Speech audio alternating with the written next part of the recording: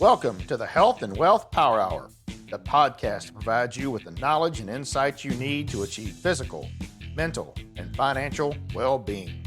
I'm your host, Harlan Pickett, a business consultant who's passionate about helping people achieve a more balanced and healthier life.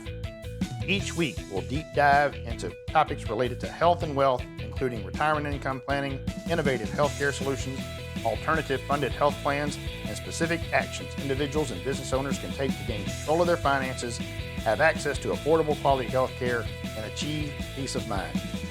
We'll also be joined by innovative experts who will share their knowledge and insights on prevalent topics.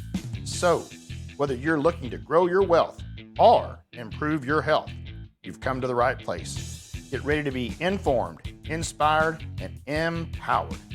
Let's get started. All right, and welcome aboard another exciting episode of the Health and Wealth Power Hour. I am your host, Harlan Pickett. Thank you so much for being with us today. Let me tell you something, folks. You better buckle in. Get ready. The law is coming. All right, man. We are blessed today to get to spend some time with my buddy, Lieutenant Craig Cummings, Texas Department of Public Safety. You guys are in for a real treat because he is going to pull back the curtain on some of the things that you may think you know, but you just don't know. The man has been there, he's seen it, he's done it, and he's going to give you the straight shot about what's really going on. And first thing we want to hear about, of course, is the border. But hey, man, first thing I want to say is welcome aboard again, Craig. It's been a while since I got to see you, buddy. Man, it's great to be here. I really appreciate being here with your audience. I enjoyed visiting with you. I was looking forward to coming on with you here. So I'm excited to be here. Great. I know that we wanted to get you scheduled here about a month or so ago, but you really wanted to get some updated information. You were scheduled to make another trip down to the border. I don't know if you were hoping to see something better. I don't know if you did see something better because we didn't cover this. I wanted to be as surprised as everybody else is. But I know you made that trip. I know you kind of got to see what's going on now. So give us an update on what really is going on down at the border of Texas and Mexico. Well, I want to be clear. I didn't get a chance to go down there like I had hoped, but I have been visiting with my colleagues that are down there and getting information. And one of the things that we're seeing is the unsecured border is allowing cartels and criminal organizations to come into the United States. And we know the cartels have been in the country for years. That's not a big surprise. But what has been happening is, as a result of the unsecured border, the level of crime that the cartels and criminal organizations are involved in are increasing. So it's more than just guns, more than just drugs, more than just human trafficking and human smuggling. They're finding other ways. And as a good friend of mine told me here recently, he said that the cartels are out for profit. They're out to make money. So let's stick on that for just a second, because I think it's important for folks to understand this is not a criminal organization that is just doing criminal organization things to be a criminal organization. I know that all sounds crazy. Mm-hmm. This is a criminal organization that is highly for profit. It is in no way, shape, or form doing anything that it does not see profit. And that even, unfortunately, means protecting their, whatever they want to call their resources, protecting their people, protecting, and that can mean bad things for others, right? That can mean people getting shot, people getting hurt, people disappearing. That can mean many different things. But what it means is that to them, it's business. Don't be mistaken. It's business. To them, it is a business. It just happens to be a pretty rough and tumble, dirty business. Well, it is a business, and it brings sometimes a new level of crime to certain areas. And what I mean by that is we can see unprecedented amounts of fentanyl that are now coming into the country. We've had 434 million lethal doses of fentanyl that we have recovered since OLS began. And so that's just ridiculous, because that is enough to kill every man, woman, and child in the United States. And where we're seeing it's not like we're getting a kilo of fentanyl coming in that somebody knows that it's fentanyl. What we're seeing, and I want the audience to understand this, is that it's a pill that maybe like a oxycodone or hydrocodone, something like that, that looks exactly like what you would get at a regular pharmacy. But as opposed to the active ingredient in there, like hydrocodone, it's got fentanyl in it. And that's deadly in such small doses. And the way they put it together, it's not done like it would be in a lab. So I tell people all the time, and I encourage them to visit with their friends and family and kids. I do this with my own family as well, is tell them, whenever you get a pill, make sure that pill came out of a pill bottle that came from a reputable pharmacy, not from somebody who's giving you a pill just to be helpful. Yeah, exactly. I happened to be at a presentation that you were giving. And first of all, the amount of fentanyl that can kill you is, I won't say microscopic, but it ain't much bigger than that. Yeah, I was shocked at how little can kill somebody. But more so, you showed a picture of two pills. One was the legitimate pill and one was the fentanyl pill. And the fentanyl pill looked more legitimate than the actual legitimate pill. I mean, they are so good at duplicating it. The duplication looks better than the real thing. And here's the shocking part. I talked to our crime lab folks that look at this stuff day in and day out. And even now, they can't tell the difference between what's counterfeit and what's not counterfeit. A few years ago, the odd thing was getting a counterfeit pill that had fentanyl in it. Now, they expect, when they get a counterfeit pill or a load of pills that come in, they expect to have fentanyl in it. So it's just, it's a shift now. We're seeing more fentanyl coming into the country, almost doubled from what we had last year. We're on pace to almost double it from what we had last year. And all that's coming in from Mexico into the United States. But it's not just fentanyl. We're seeing large amounts of thousands of pounds of meth that we are seizing here in the Houston area. And a lot of that is in pills, like you see them in like Adderall and things like that. The fake Adderall pill will have meth in it. So we're the criminal organizations, the cartels, criminal organizations, they're finding ways to market this drug to people, and they're getting it into the hands of not only we're seeing kids that are overdosing with it, we're seeing adults, and it doesn't even have to be somebody that's taking the drug with the intent, knowing that there's fentanyl in it. We got some people that are asking for fentanyl in our investigations, but they'll actually take a drug thinking that it is a hydrocodone, and it's not. And it seems like we're hearing stories, obviously not just here in Texas, but really all over the country right now, where someone got the pill from a buddy or got from somebody, and it was deadly. Once again, it wasn't always someone trying to take an illegal substance either. Hey, can you give me a couple of Advil? Can you give me a couple of this? Can you give me a couple of that? And all of a sudden, it's found out that it was laced with fentanyl, and there was a death that resulted of it. Yeah. No, and that's so true. And the sad part is that and this is one of the things that I've come across with a good friend of mine. I've known him since we were in college together. And one of his good friends had a son. I think his son was, I don't know how old, maybe 18, 20 years old or whatever, but was at a bar and then bought a Percocet or a drug. I'm not sure exactly what it was, but bought a pill from somebody, two pills. And that contained fentanyl. Went home, took one of the pills, and was found dead later on that next morning. And the family did not want to report it or get law enforcement involved beyond just the regular investigation, because they didn't want their son's life to be characterized by being sure. Killed by a drug overdose or being marked as a druggie. Right. And I mean, you can understand that. You can understand the family's hesitation for that, but at the same time, those are the cautionary tales that I think sometimes somebody needs to hear, how easily things can turn sideways on you. Absolutely. They are the criminal organizations are so good at making these pills that just recently we seized about 300. I think it was about I'd have to look at the numbers, but we see a significant amount of fentanyl pills here out in the Beaumont area. So it's going out in small areas. It's here in big areas, and so no one is immune from this deadly drug.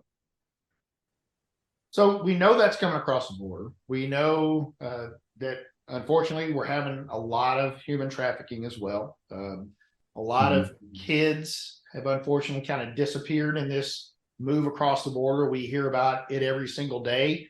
It seems like there is children that are missing, whether they're safe or whether they really have been put into this system.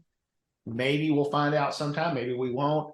It's a very difficult situation right now. Whenever someone comes over, and then how do you keep track of them in many cases? So we don't know how many kids we've lost. Adults obviously are impacted too, but there's been a big influx of children. But that's not the only things that these guys are in business for, right? That's not the only thing these bad guys are doing. Tell us a little bit more about what to be on the lookout for, because I know that they don't just stop there. Once again, their business is making money, and whatever that looks like to them, they find different ways to do it. Oh, absolutely. And we're seeing that. I don't want to get too far into what type of crimes we know that they're involved in, but we can say that it's definitely more than just drugs, guns, and human trafficking, human smuggling. But one of the things that I would encourage somebody to do is to download our iWatch Texas app. That can be off the Google App Store, or off the regular App Store for iPhone, depending if you got Android or an iPhone. And download that. Someone can submit information about suspicious activity online, never having to call 911, and can do it anonymously, to include with pictures. So that's if you've got a neighbor that has a lot of people coming in there late at night and it's suspicious, you want to go out as you're out there walking your dog, take a couple of pictures of the vehicles that are out there and send them in. That's absolutely fine. No one will ever know that this particular person sent them in unless they want to be contacted by law enforcement. So it helps us identify this. And if there's no need for us to keep those things, then that we have a process to handle that. But that's just one way that somebody can give information to us that can ultimately help solve a criminal investigation that we're currently working. Yeah, absolutely. There's not a better group out there than the public to watch what's going on. You know what's normal in your area. You know what is a normal thing going on in your neighborhood, even say on your drive or the place that you frequent to go get your breakfast or lunch or whatever. You've got to report things that don't seem right. That's one of the, when we've had folks on here about human trafficking, they said if it looks suspicious, if it looks wrong, it probably is. If it feels wrong, if there's something between that adult and that child in particular that just seems wrong, it probably is. People kind of have to pick that up pretty well. And so this is a great way to get that information out there if you want to stay anonymous. The iWatch Texas app is a great way. We talked about that before, and yes, that's a resource. Yeah, and no matter how much we talk about it, if I bring it up again, somebody will ask me about what is that. So at every opportunity I get, I try to talk about it so that they realize that I'm in this job. I've been doing law enforcement now for 24 years, but eventually I'm going to go back and I'm going to hang the badge and the gun up, and I'm going to go back to being a regular citizen. And so the duty for me to report something suspicious doesn't end because I put this gun and badge away. It's always been incumbent upon every citizen. I'm kind of paraphrasing Sir Robert Peel here, but it really is incumbent upon everybody when you see something suspicious to say something about it and get the authorities involved so that we can start to connect the pieces in these investigations. And we never know that one small piece of information can be critical in solving something. Yeah, absolutely. It really is kind of inherent on us. I mean, it's funny. What's the old saying? Where's the cop when you need one, right? You never see the police when you need one, right? Where are they at? Well, you can do something as well, right? I mean, if they don't know about it, if they don't even know what to look for, it is inherent upon you to be part of the solution, right? If something keeps happening over and over, but you never tell anyone about it either, then why do you expect the police to be there at just the right time when it keeps happening? Just like you're talking about, there's a lot of people coming in and out of this house in the neighborhood. Mm-hmm. Ever since those new people moved in, all of a sudden there's a lot of traffic at that house, but no one ever stays to visit for long. And the thing is, I got to say that I can't do my job without the fine men and women of the Texas Department of Public Safety who help give me information. And some of them are listening now. And what we can say is that from talking to them is that the individual that's out there mid-level selling the fentanyl, selling the meth, this is somebody that, blends into the crowd. It's not so when they talk, you're not looking for a particular person. We're looking for those actions, like multiple people coming to somebody's door, those types of things just seem out of the ordinary. And if it's out of the ordinary to the person who's seeing it, then chances are we need to at least examine it. And there may be some legitimate reason to it, but at least give the authorities an opportunity to evaluate it. Yeah, absolutely. And I think it's, the app, I think, gives even that person who says, I don't want to get involved, a resource to put that information out there because it's anonymous. You don't even have to call someone and tell them what's going on. You take a picture or two, you give them that information, and then you just let it go, right? You just get that over there so that it can be investigated properly by the authorities. Well, especially when we're talking about human trafficking, there are two different types of human trafficking. There's domestic and international human trafficking. And, and the way each of them are perpetrated are a little bit different. But we're talking about somebody coming up from the border. They're, in some cases that we've seen, they're indebted to the cartel or criminal organizations to pay off a debt. And so they're being forced into labor trafficking or sex trafficking.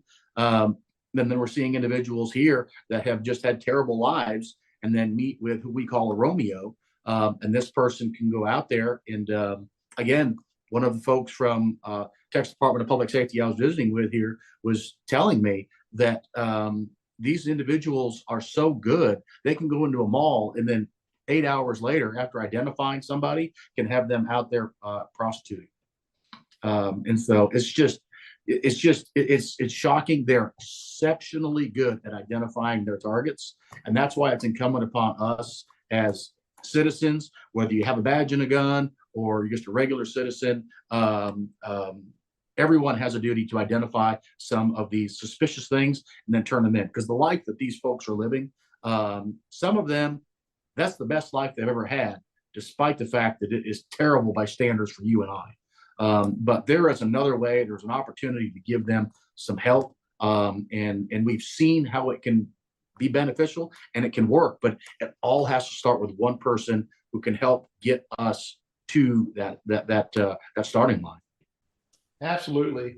So you mentioned earlier that, of course, one of the places that the cartels are really in business and working in is in the gun trade as well. Mm-hmm. And talk a little bit about that, because I think I know that is a big part of what they do, but I really believe that people kind of get stuck on drugs, rightfully so, and human trafficking without realizing the impact that the gun trade can have on both of those things. Well, what we can say is that when it comes to narcotics investigations, we always anticipate a gun being involved. And so there's the nexus to it. And so the cartels need guns, they need ammunition. Certainly some of those are not going to be able to buy them legally. And so they're finding alternative ways to get them. And so I don't want to get too far in a rabbit hole there, but we can definitely say that the guns are in nearly every single one of these investigations, whether it be a handgun or a rifle. Yeah, and I think it's important to understand that they came from somewhere. And the fact of the matter is typically they were acquired illegally as well. They weren't. These are not firearms that were acquired in a legal manner and then are being being put out this direction. I would say in the most part, because as you mentioned, there'd be no reason for cartels to be in this business if everyone that needed to get one could get one in a legal way. Well, and that's just another example of how the cartels are using, are seeking to get things that they can facilitate their nefarious activity. We're seeing the cartels are about money and power, and so they're always looking for more money and power. And one of the things that I have said is that there is a demand for meth, fentanyl, these type of drugs, cocaine, marijuana, and these other drugs that are coming in, heroin, because there's a demand for it, and because of that, there's a supply, and that's what part of this education is, telling folks that, hey, getting involved in drugs or whatever, it's not just you're only harming yourself. That money is going back to these criminal organizations that are now using it to further harm folks. And we're seeing it when it comes to human smuggling. These cartels are going out there and they're accepting money from folks. Sometimes it's their last dollar nearly, and they're using that to come into the United States. And after they get here, they find out they've got to pay more money, and that they become indebted to the cartel. And I'm hearing that from district attorneys who are prosecuting these cases. So it's just it's a never-ending cycle in terms of people are always wanting to try to get a leg up. The cartels are using the unsecured border right now as an opportunity to funnel more money into their pockets. Yeah, you're right. It's an onslaught being pushed into the state right now of all these different things, right? So it's almost like the perfect storm of terribleness, if you want to, what an open border has done as far as pushing all these things into our state. So let's talk about some of the solutions.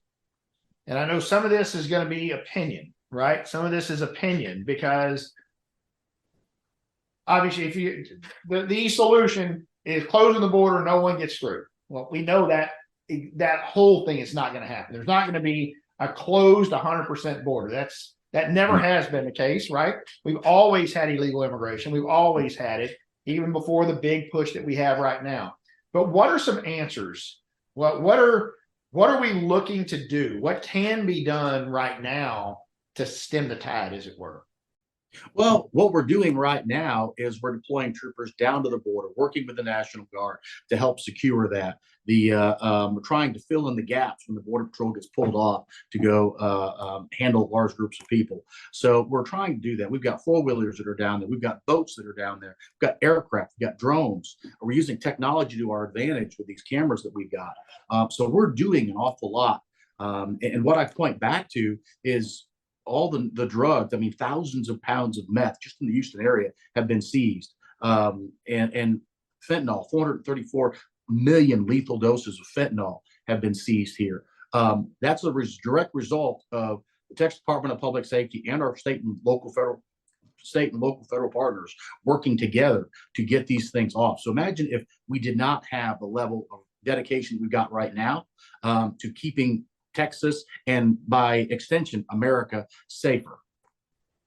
Yeah, absolutely. But that's the steps we're taking now. If you had a wish list, though, what else could we do? What can we do? I mean, we can only throw so many people at it, right? That we only have so many people we can put there because it's a big state. Yeah. Other parts of the state have to be protected. All the rest of the crime didn't stop because of what's going on at the border, right? Unfortunately, everyone didn't say, you know what, these guys are having a rough time down at the border. I don't think I'll steal a car today. So we didn't get that kind of thing happen. So other than throwing more people at it, what can we do? If you had that wish list, what could you do there, Craig? Well, and I don't want to opine or kind of get into that's our legislature's job to identify these things. Our job is to execute them as an executive, as part of the executive branch here. And so one of the things that we encourage is folks who have an interest in law enforcement. or an interest in becoming a forensic scientist to take advantage of that interest, and go out and become part of the solution. Now we're constantly looking for well-qualified individuals who are up to the task to go out there and help secure Texas, who are out there, go out there and serve their communities is in many different ways. And so the agency offers a lot of opportunities for individuals that have an interest. Somebody may have an interest in wanting to become a pilot. Well, you can get your private pilot's license and then become, one of our pilots here. You want to learn how to drive a boat, we'll send you to learn how to drive a boat. So there's a lot of opportunities that are here in the agency. And on top of that, just the basic investigations of a trooper out there and what that's like.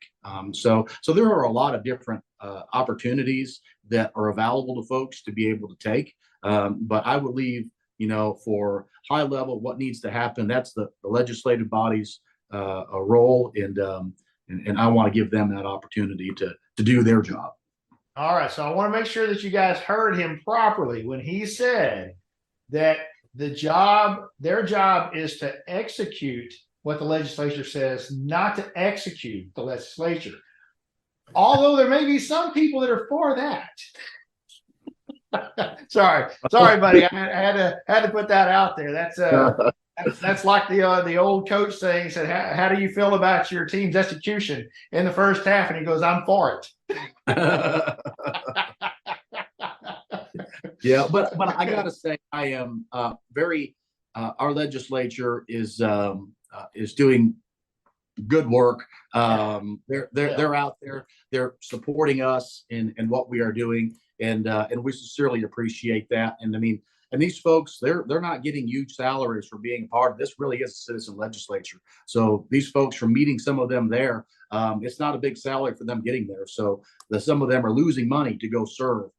So I appreciate every single one of them for everything that they're doing. They've been gracious to the agency, and that has been not lost on us or other members of the agency.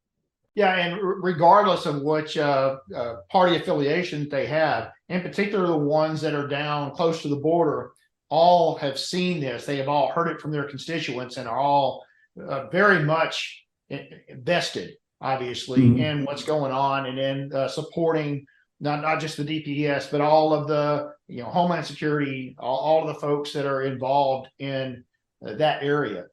To me, I'll tell you what has been very impressive, and that is all of the different entities across the state of Texas, all including the armed forces part, the National Guard, all of that coming together, federal side too, coming together in a joint effort to, as I mentioned earlier, to stem the tide, to at least just slow down the complete onslaught that has happened of bringing all of this into our state.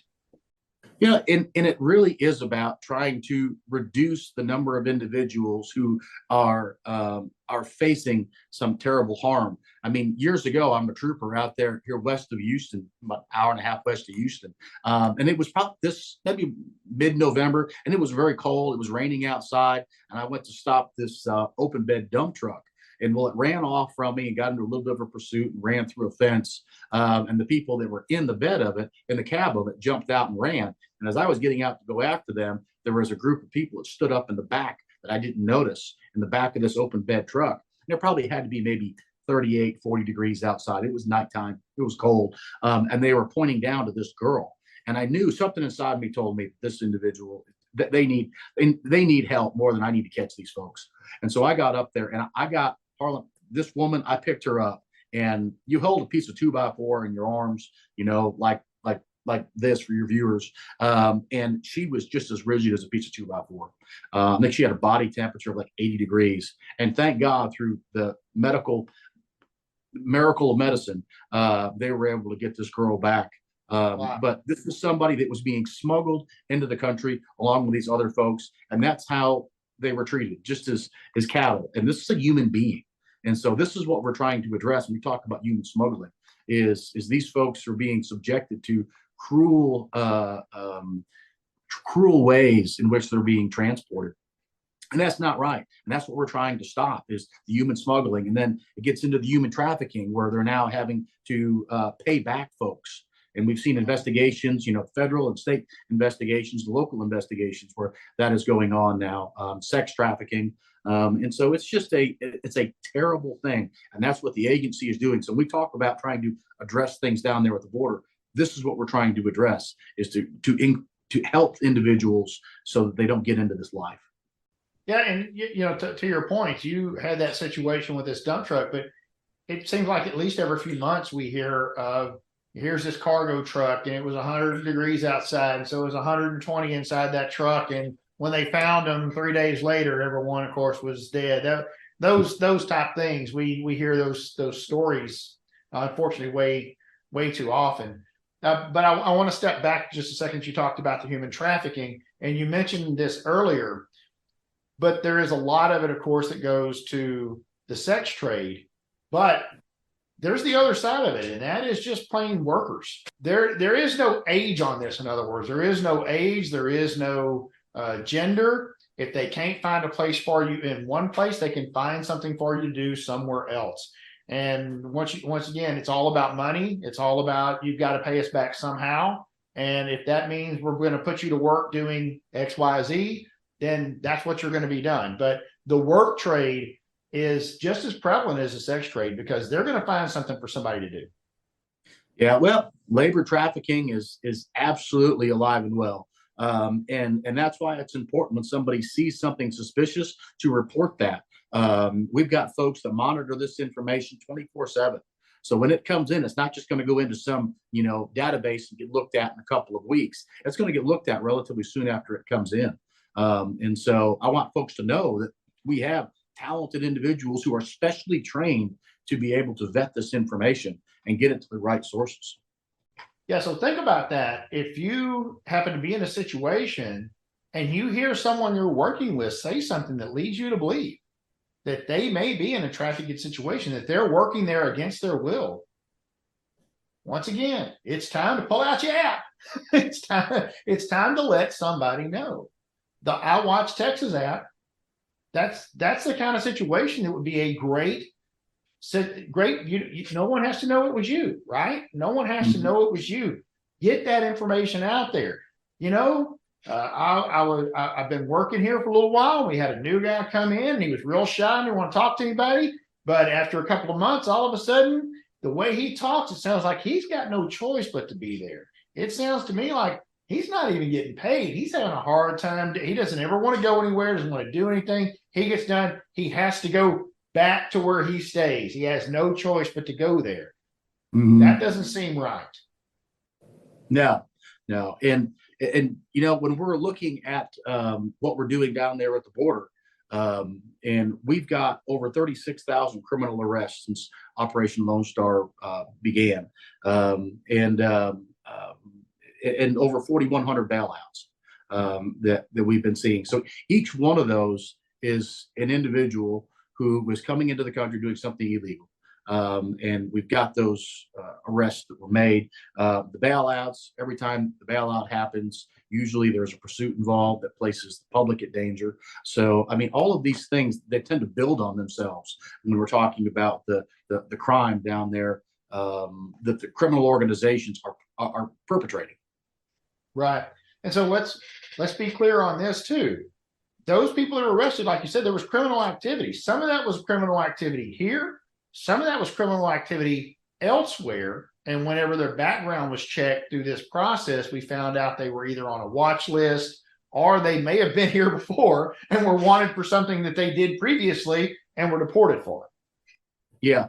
We're seeing that where we'll arrest somebody. We work with our federal partners, ICE, and get somebody identified. And they'll realize this individual had been previously deported for, some kind of offense, and then will be sent back to Mexico or wherever they're from, whatever that process is. So we're constantly working with our partners to help reduce the amount of criminal activity that's coming into the country. That's really what we're doing down there. It's not just it's to address the criminal activity. Yeah, and so another thing I want to point out, you just talked about shipping them back to Mexico in this case, and the other part of what you said is wherever they're from. this is not all folks from Mexico that are coming across this border. There is a lot from South America and even from Europe and Asia and Africa that have found their way an easier access point, because in many cases maybe they're certainly not coming in the legitimate way, because they know there's no way they could get in. They're on some watch list, or there is something that they have been wanted for in this country, and they're looking for the back door in.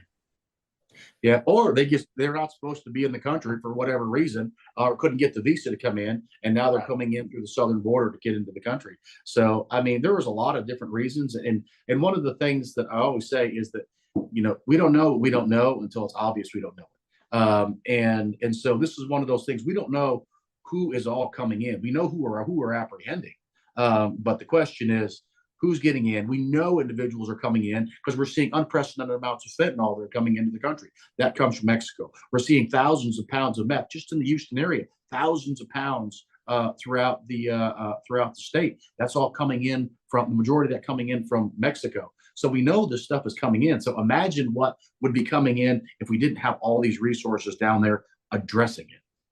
Right. And we're talking also about, that's what we know is here, because how much you've caught. What we don't know is how much you have. Right, Craig? That's the scary part, is we know that no matter how good it is, no matter how good a mesh you've got there, you still can't catch it up. No, if we could stop the demand for drugs today, the cartels would have a significant hit to their bottom line. If we could do that today, just stop the demand for drugs, other things would start to fall off. So, I mean, really, it's incumbent upon every single American to make it known to their friends and their family members that doing drugs is not some benign task or benign, thing that you're doing. It really does harm individuals that you'll never meet. We're talking about human smuggling and human trafficking. All of that money goes back to these criminal organizations, and they're using it to gain more money and gain more power.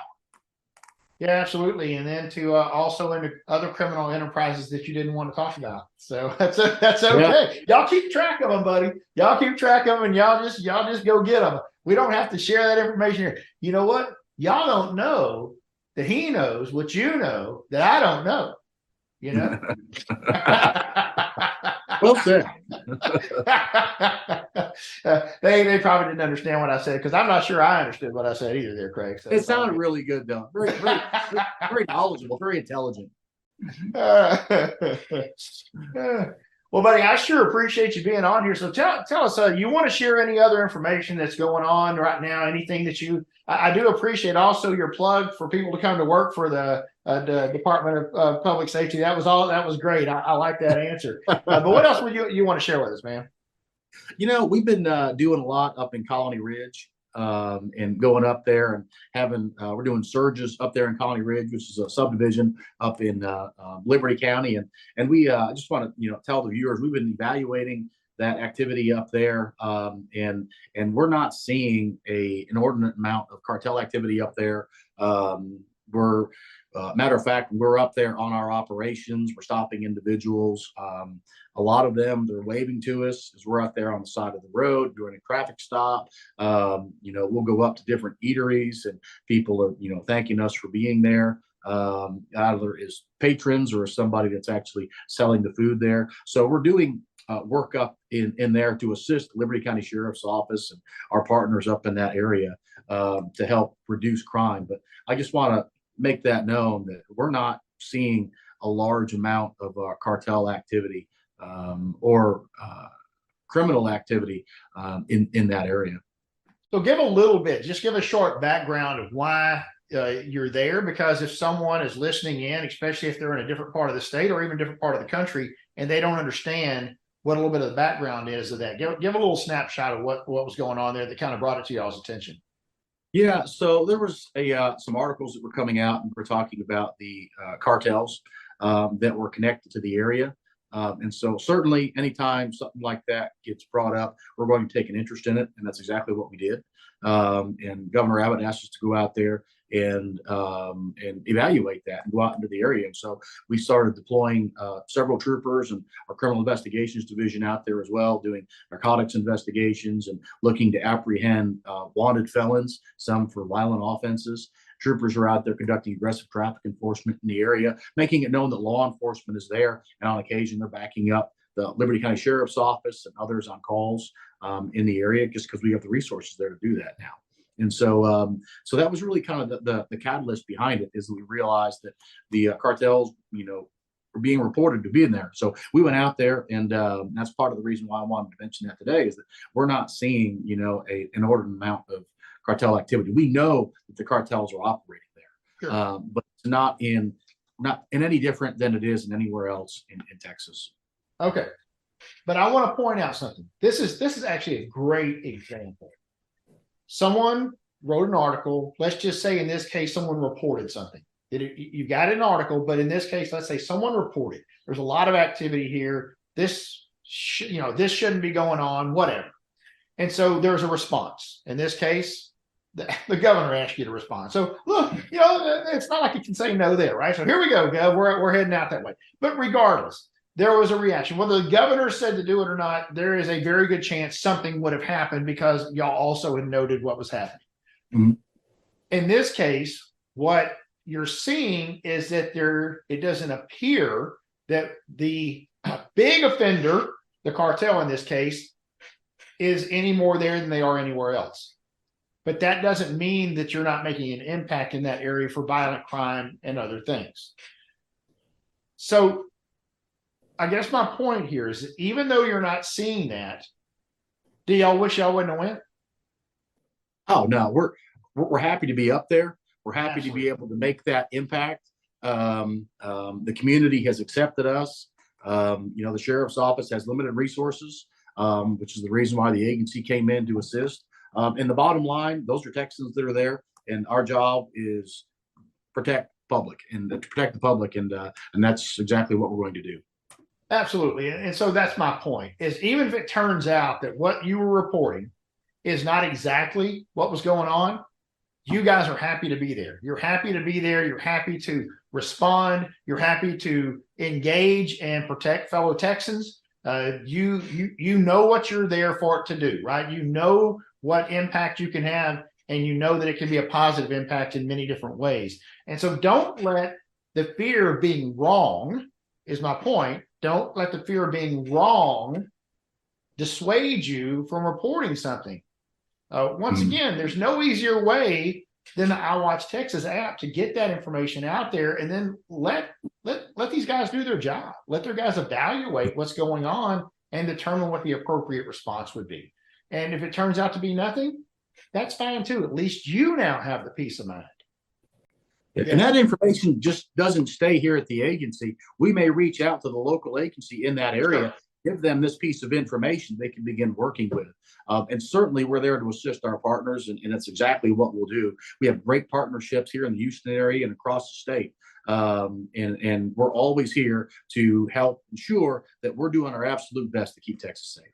Yeah, exactly. And I think that's a very important piece of that, Craig. It's not just coming just to the Department of Public Safety, but they're making sure that local law enforcement also knows what's going on, because in most cases they can respond quicker anyway, or they may have some insight. Maybe it's like, you know what?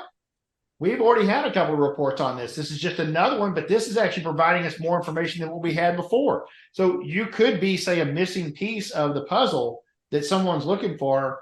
That time that you took to get that picture, or that time that you took to put that in the app, some information that you have, could be the piece that they needed to help bring a conclusion to something, or help bring somebody to justice that needed to be brought to justice.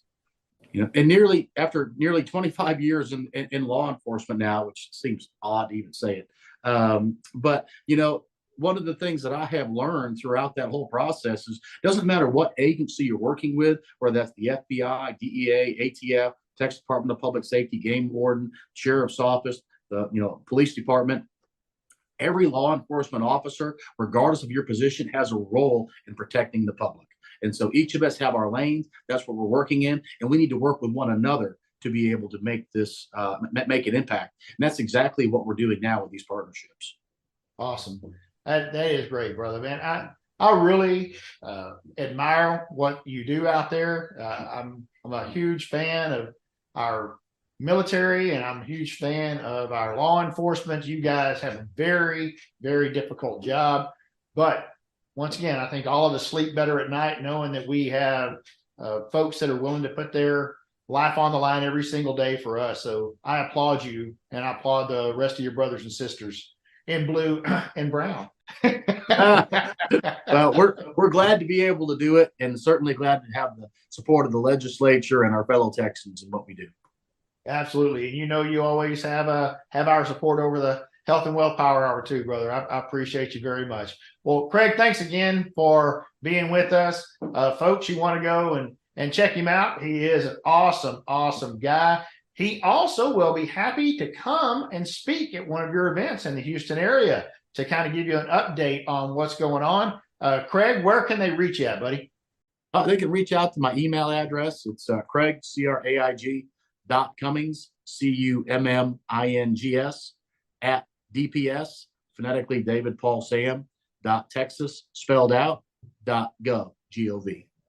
All right, great. He can certainly shine a light on the fentanyl issue, the border issue, whatever is kind of important to your organization. He can certainly craft that to make the biggest impact for you and get some eyes open that may not have known how difficult or how bad the problem really is. Once again, Craig, I really appreciate you being with us, buddy. And hey, man, next time I'm down in that area, we got to get together and maybe have a bite to eat and talk some more about insurance, because I know you actually like to hear all the crazy things that I talk about. I do. Harlan, if I can give everybody my number as well. The office number is 281-517-1544. And just when you call, leave a voicemail in reference to what we were talking about here. And that way it'll populate on my email. Okay, great. All right, guys. Appreciate you once again listening to this version. Don't forget, if you are in the Houston, San Antonio, or Austin areas, we have our Eagle Prime series that is out right now. $80 a month for your entire family. All the health care you want to access. 7 days a week, 9 a.m., 9 p.m. in person at any of the Next Level Urgent Care Centers. That's right. $80 a month is all that it costs you for your entire family. You can also add prescription drug coverage to that for only another $25, so $105 a month for the entire family, prescription drug coverage and access to health care. You can also get comprehensive if you want to learn more. You can go out to eaglecarehealth.com/prime. That's eaglecarehealth.com/prime. Thanks for listening in. We'll catch you next time on Health and Wealth Power Hour. We are out.